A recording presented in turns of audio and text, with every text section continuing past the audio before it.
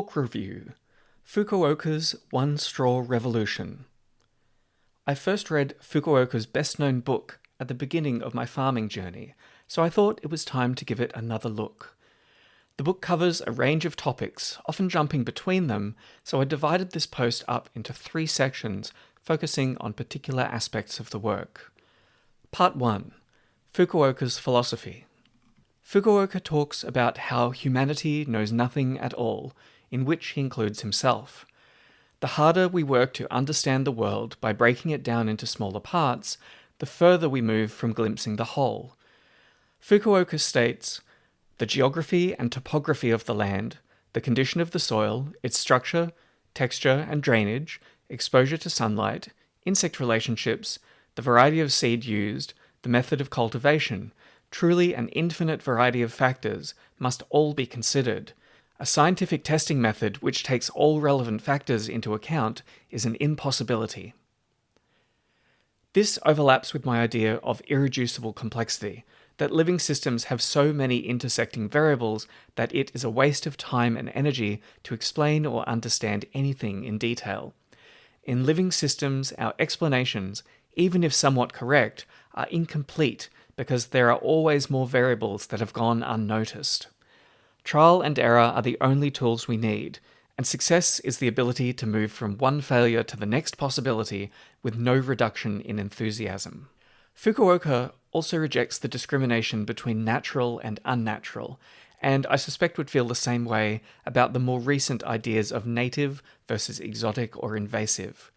He readily embraced an imported Australian acacia into his orchards since it hosted aphids all year round, boosting predator populations that helped control citrus pests.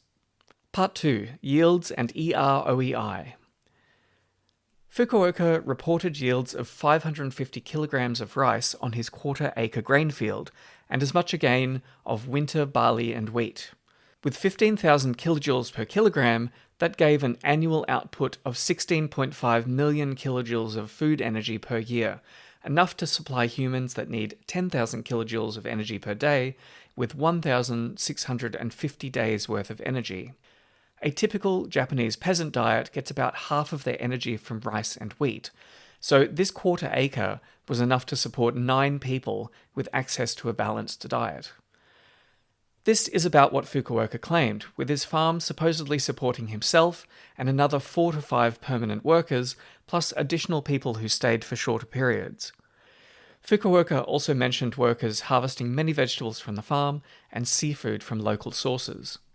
The EROEI, the energy return on energy invested, of his grain growing is also worth analysing, and we will convert figures to a 1-acre scale with 1 person working. He reports it took about a day to prepare the grain for sowing by coating it in clay pellets and a few hours to broadcast, so let's estimate 4 days for him to sow 1 acre. The crop is not fertilised or weeded, just flooded at select times to weaken the ground cover. Maintaining paddy walls and flooding would take maybe another 8 days per year. Harvesting rice takes about 120 hours per acre, so doubling that to 60 days of work for both crops. The grain must be hung and dried, then threshed. For wheat, threshing by hand takes about an hour per bushel, or 27 kilos, so threshing out the total yield of 2,200 kilograms on this acre would take 80 hours, or another 10 days. Each acre of crops then takes 67 days of labour to produce, to give 6,600 days worth of energy. This gives an astonishing time-equivalent energy return on energy invested of 98, vastly more than enough to sustain a significantly complex society that has ample time left over for the development of specialist activities. Each acre could then theoretically support around 36 people who rely on it for 50% of their calories.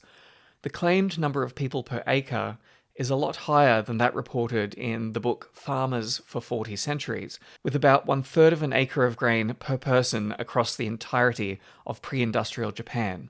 And this makes me question if Fukuoka's figures are accurate, though this is consistent with his belief that even pre-industrial agriculture in Japan was operating far below biological potential.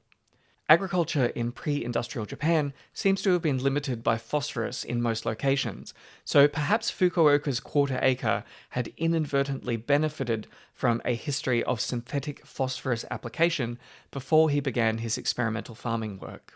Fukuoka pointed out that at the time of publication, in the 1970s, there was about 1/4 of an acre of arable land per person in Japan. So he claimed there was enough for the nation to support itself, provided the majority returned to natural farming. After World War II, over 70% of the population was still in agriculture. Today, it is under 4%.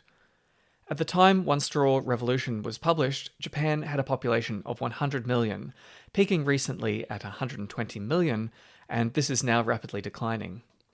That does make you wonder why the population of Japan was around 40 million in 1880 if people were already farming naturally. As suggested in Farmers for 40 Centuries, it is probable that access to protein from seafood or firewood for cooking were the real limiting resources for pre-industrial society rather than calories from grain. Part 3. Main Principles. It is worth taking time to compare the main principles of Fukuoka's approach with how my own experimental farming has evolved. The first principle is no cultivation or ploughing. I totally agree here that plant roots and soil organisms do a far superior job of building soil structure than human hands can ever achieve. My early experiments digging in compost gave a quick burst of growth, but then the soil collapsed into a worse state than it was when I began. Digging with your own labour is also physically demanding and wears down the joints. Fukuoka's second principle is no chemical fertiliser or prepared compost. Fukuoka observed even applying a light dusting of ash to his grain fields wiped out spider populations. He does apply a little poultry manure when he lays down straw in the fields to accelerate decomposition. I agree with his disdain for the busy work of composting, preferring to allow materials to decompose naturally in place, ideally from materials that are also grown in place. I have found that field and staple crops are capable of growing better in land that is cycled through fallow periods, and that crops that produce biomass to return to the field, along with lower extractable yields, such as canna, are a more self-sustaining crop than those that do not, such as potatoes, which demand additional spaces put aside for fallow rotations or biomass crops, and hence their higher yields per acre are actually an illusion. I see fertilizer as a waste product created by some other part of the system, such as ash from cooking fires or manure from animals that needs to go somewhere, so it may as well go into a small area devoted to greedy crops, rather than seeing fertilizer as a foundation for fertility on larger scales. The third principle is no weeding, either by tillage or herbicides. I'm leaning towards this being true, with a few caveats for my local conditions. Well-managed weeds are often superior to mulch, but not all weeds are equally worthwhile, so some effort should be applied to discourage troublemakers while managing the moderately annoying weeds and even encouraging the best ones. Fukuoka also used brief flooding to weaken his weed and cover crops, enough to allow his rice to establish. This isn't an option in all locations, including my own, so other appropriate methods for imposing selective disturbance are needed. Other than hand weeding, Inga alleys and penned geese have worked really well for me in the past, and I hope to use them more in the future. The fourth principle is no dependence on chemicals. Fukuoka accepted that weak plants attract pests and diseases, often noting that diseases swept through his district only to leave his crops untouched, and I've seen similar things take place in my experience. He did, however, use an oil emulsion on his citrus scale problems, but he noted that it only became an issue when the overstory trees in his orchard were thinned out, and this reflects that many fruit trees are in fact understory trees by nature. I agree with this principle as well. Even if the sprays and barriers succeed, food that needs to be rescued from pests and diseases is not worth eating. Conclusion. In the context of a rapidly industrializing agricultural system, Fukuoka was a truly remarkable visionary who lived a life himself that he believed in. He persistently experimented with different approaches for many decades, constantly asking, what if I don't do this or don't do that, rather than adding more layers of complexity to an already complex pre-industrial subsistent agricultural system. When I look at popular permaculture today, with its dependence on industrial inputs, gadgets, and promises of quick and easy solutions, I wonder what Fukuoka would think. I suspect he would say nothing and simply retreat to his mud-walled hut.